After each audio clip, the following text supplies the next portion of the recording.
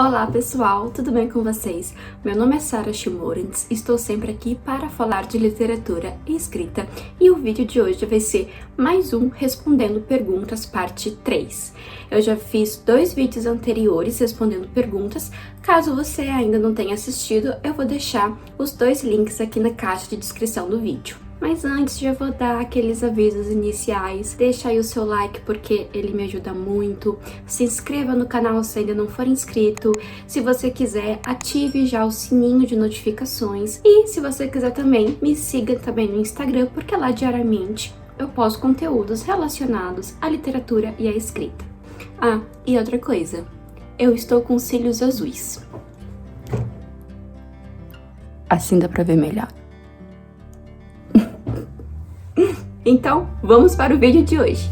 Normalmente, eu abro uma caixinha de perguntas no Instagram e lá as pessoas me fazem as perguntas. Vamos então para a primeira pergunta. A primeira pergunta que eu recebi é do administrador do Instagram, Maldito Books, que me perguntou qual o modo que um escritor ou uma editora não deve abordar uma bookstagram. Gente, só dando uma contextualizada aqui para vocês. Bookstagram são todos aqueles Instagrams que se dedicam a falar de conteúdo literário, assim como o meu. Ou seja, são pessoas que criam um Instagram para falar de literatura, que também fazem resenhas, que também dão dicas literárias, que também fazem um trabalho de divulgar autores nacionais. E no caso ele perguntou aqui de que forma não se deve abordar uma bookstagram ou um bookstagram. Eu acho que é muito relativo, porque eu sei que tem algumas coisas que as pessoas se incomodam e outras nem se incomodam tanto, como é o meu caso. Eu já não me incomodo muito, mas eu sei que tem pessoas que ficam muito incomodadas. Por exemplo, às vezes uma pessoa que escreve, um autor, chega no inbox dessa conta e não se apresenta, não segue a conta, não acompanha o trabalho dessa conta e simplesmente dá um link e fala assim: oi, leia meu livro. Ou então, simplesmente, a pessoa chega: oi, por favor, pode avaliar o meu livro, sem nunca ter se apresentado, sem nunca ter demonstrado algum interesse no trabalho da pessoa. Então, se você quer que um administrador de um bookstagram faça um conteúdo legal sobre o seu livro, é legal primeiro você seguir a página, você ver os trabalhos que ele faz, porque às vezes acontece de você não se identificar com o tipo de conteúdo que ele traz, com o tipo de abordagem que ele faz nos livros. Acontece, isso já é de gosto pessoal de cada um, mas o ideal é você se apresentar também, você falar quem você é, você apresentar o seu livro, você falar a temática do seu livro, perguntar se ele gostaria de ler o livro e outras questões que você teria a oferecer. Inclusive, eu vou aproveitar essa pergunta e já vou me adiantar falando uma coisa, que eu recebo algumas mensagens, antigamente era mais, mas ainda assim eu recebo algumas mensagens de algumas pessoas falando: ah, pode ler meu texto, pode ler meu livro, pode ler meu poema, eu mando PDF, quero sua avaliação, quero sua crítica. Só que, gente, eu não tenho todo esse tempo para ler os livros de vocês, bem que eu gostaria de ter todo esse tempo. Eu trabalho bastante, então às vezes eu não consigo me dedicar assim para avaliar e fazer uma análise crítica de cada texto que me mandam. Basicamente, resumindo, a resposta é essa. Obviamente, friso aqui que depende muito da pessoa. No meu caso, acho que eu já tô um pouco acostumada com esse tipo de abordagem, mas eu sei que tem pessoas que realmente se incomodam. Próxima pergunta é da escritora Vetota, que perguntou: qual sua maior dificuldade como escritora hoje? Então, ser escritor hoje é ser várias coisas ao mesmo tempo. Porque eu fico pensando o seguinte: ao mesmo tempo que eu sou escritora, que eu tenho que escrever o livro, tenho que elaborar os personagens, tenho que pensar na temática, tenho que pensar em toda a construção da narrativa, eu também tenho que ser a minha própria marqueteira, eu tenho que fazer marketing, eu tenho que fazer publicidade, eu tenho que tomar conta das redes sociais, então, ou seja, eu tenho que ser social media também, tenho que criar conteúdo para Instagram, tenho que fazer uma série de coisas, tenho que preparar alguns conteúdos específicos, tenho que também, além de ser escritora, ser leitora, porque isso é muito importante. Tem que participar de eventos literários, de feiras literárias, de convites que a gente não pode recusar, porque são muito importantes pra gente e que a gente aprende muito. Então, o maior desafio hoje pra mim, como escritora, é conciliar tudo isso. Ficar atento a todas as redes sociais, a responder as pessoas, principalmente lá no Instagram, responder as pessoas aqui no YouTube. Sempre que tenho tempo eu respondo todos os comentários de vocês aqui que comentam aqui nos vídeos do YouTube. E de antemão já quero agradecer, porque esses comentários que vocês fazem aqui no YouTube já me ajudam muito, me deixam, sério, muito feliz e me incentivam também. Então, basicamente é isso, é conciliar essas séries de deveres, além de criar os seus personagens, criar o seu mundo, criar o seu universo, criar sua história junto a toda essa rotina. Por exemplo, hoje eu tenho que ter toda uma rotina e eu não posso me arriscar muito a sair dessa rotina para que tal conteúdo esteja pronto, para que eu não possa esquecer de evento que eu tenho que comparecer, para que, de certa forma, eu não posso deixar de escrever. Eu coloco geralmente uma meta de escrever tantos parágrafos por dia, pelo menos, porque senão eu começo a me perder. Basicamente é isso. Eu acho que quem é escritor no Brasil deve entender o que eu tô falando. O Ri Poeta,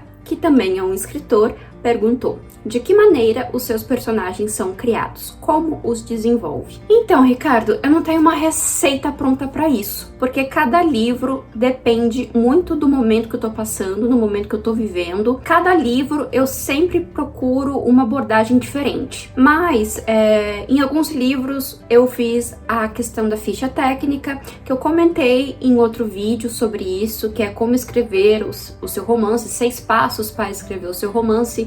Quem não assistiu também, vou deixar o link aqui na caixa de descrição do vídeo. Então eu faço essa ficha técnica de colocar nome, sobrenome, data de aniversário, onde nasceu, se tem filhos, signo, coisas que gosta, seus hobbies, trabalho, em que é formado, essa ficha mesmo para ter como base, como referência. Não quer dizer necessariamente que a gente usa todas essas informações no livro, mas ela serve como um norte para guiar. Eita, gente, tenho 3 perguntas da Lisa Abreu, que eu já falei dela aqui no canal em 3 vídeos, que tá concorrendo ao Prêmio Kindle de Literatura com o livro O Que Te Mata Nesta Vida, um nacional incrível que eu li neste ano, maravilhoso, recomendo que leiam, vocês vão realmente apreciar muito essa maravilha. Primeiro, ela perguntou: como você busca inspiração? Quais são as suas maiores ambições como escritora? E qual a sua maior realização com a literatura? Vamos lá, como eu busco inspiração? Normalmente, eu tento escrever independente da inspiração. Eu uso muito a técnica da escrita como um exercício mental, mas acontece muito de eu buscar inspiração em coisas do cotidiano. Às vezes uma coisa que uma pessoa falou me dá um insight, às vezes uma série que eu assisto, livros, próprios livros mesmo que eu leio, às vezes até mesmo algumas recordações que eu tenho que eu penso, poxa, isso seria legal se estivesse inserido numa história, isso seria ótimo para o enredo.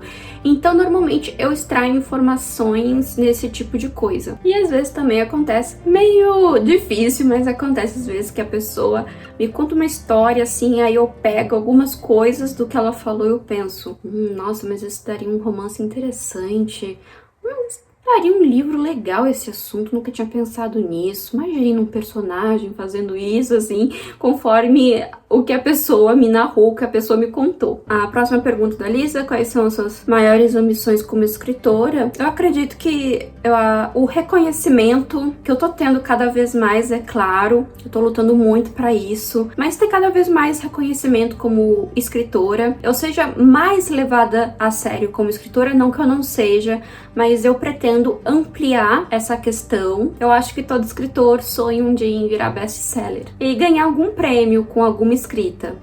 É claro que não seria ruim, por exemplo, se eu conseguisse viver apenas da escrita. Só escrevendo livros. Sem precisar de ter outros trabalhos, sem precisar de fazer toda essa publicidade, o marketing digital. Nossa, seria um sonho. E a outra pergunta da Lisa é: qual a minha maior realização com a literatura é que são vocês os leitores que eu consegui, os leitores que eu consegui cativar, os feedbacks que vocês me dão, tudo isso é muito incrível. Fora também os convites que eu recebi para palestrar, para falar sobre a minha arte, sobre o meu trabalho, tudo isso eu sou muito grata a todas as pessoas que se importam com a cultura e que me ajudam. E vocês, principalmente, tenho um carinho por vocês que é imenso, o quanto vocês me incentivam, quanta mensagem de carinho que eu recebo, a cada feedback que eu recebo de vocês, quando falam que o livro mudou a vida de vocês de alguma forma, que fez você refletir em alguma coisa, em algum comportamento,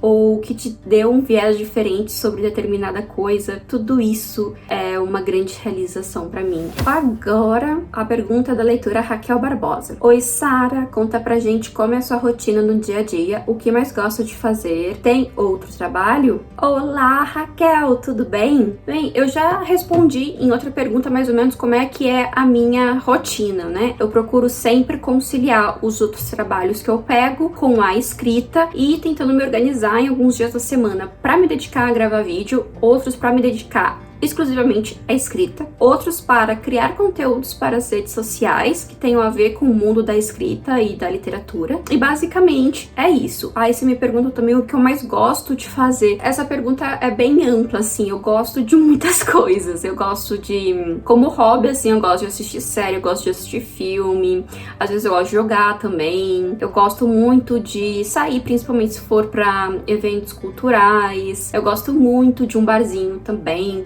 Eu gosto, assim, de muitas coisas, assim, depende do qual contexto você tá perguntando, assim, fora das questões da escrita, do trabalho. E a outra pergunta é se eu tenho outro trabalho. Sim, eu sou publicitária de formação, faço publicidade, faço conteúdo para as redes sociais, tenho clientes como autônoma, trabalho como autônoma já desde um tempo e atualmente estou me dedicando exclusivamente à publicidade no meio literário. Então eu tô tentando cada vez mais me inserir no meio literário, mas pego outros trabalhos que tenham a ver com outras coisas também. A Silmara, que também tem um Instagram chamado Vida que Quero Viver, perguntou: o que os livros de ficções que você gosta contêm? Eu gosto muito de mistério. Eu gosto muito quando tem uma carga densa e misteriosa, sabe? Que faz a gente se prender, que deixa a gente em dúvida. E eu amo, simplesmente amo, quando o livro tem plot twist. Ou seja, quando o livro tem uma reviravolta. Sabe aquele livro que tu vai lendo e aí em um determinado ponto você é conduzido a achar uma tal coisa, suspeitar de uma coisa, aí no meio do livro ou mais pro final do livro você vê que não tem nada a ver com aquilo que você pensou, que é uma coisa totalmente diferente e que você é enganado por alguns personagens. Eu adoro isso nos livros. Gosto muito quando o livro tem uma pegada filosófica, existencialista, não apenas só a construção prosaica ou a construção narrativa.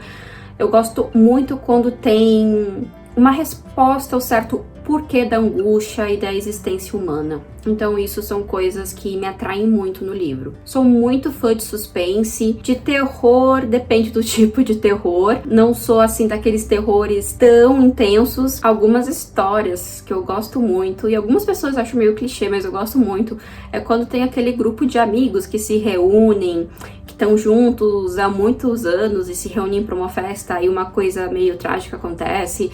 Aí um deles é suspeito, são todos suspeitos de alguma coisa, e aí os segredos, vários segredos vão sendo revelados, várias reviravoltas, assim, eu gosto muito. Curto bastante. Juliana Feliz, escritora. Você se define como bruxa, maga ou feiticeira? Eu sou maga.